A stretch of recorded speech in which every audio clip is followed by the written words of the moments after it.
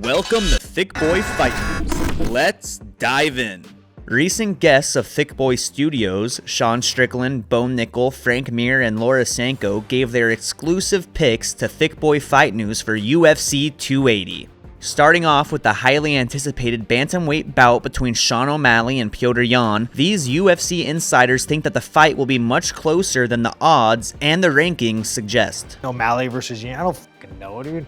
These guys aren't even fucking man size. What are these guys, dude? Like, I chicks it way more than these guys. The f are we talking about here? Looking at that fight, I'm gonna go with the upset and Sean O'Malley taking it home, just because I see him coming out a little stronger, winning that first round, and keeping the range, keeping the distance, and getting a decision win. I think it's going to be surprising for people.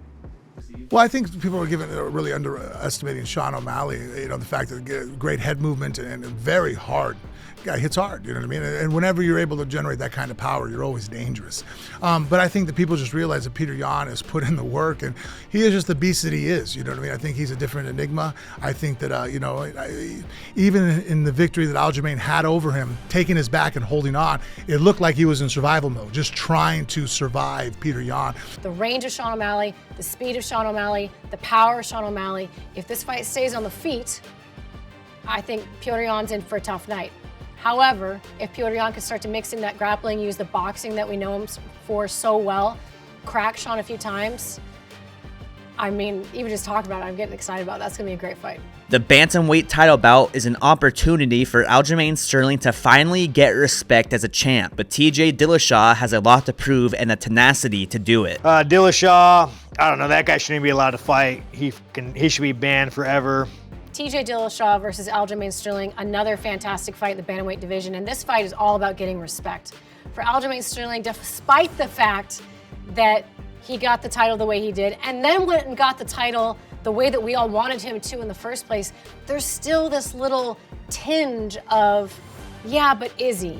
And I'm telling you, if he can go out there and take out TJ Dillashaw, who we all know what TJ is capable of, if he can go out there and have a performance against TJ Dillashaw, I feel like that respect is going to be earned, and we got to shut up, all of us, whether it's the fans, the media, whoever, have to give Aljamain the respect that he is due. However, if TJ Dillashaw can come back and be the TJ that we know he's capable of being, absolutely TJ Dillashaw has the skills that are necessary to be a UFC champion once again.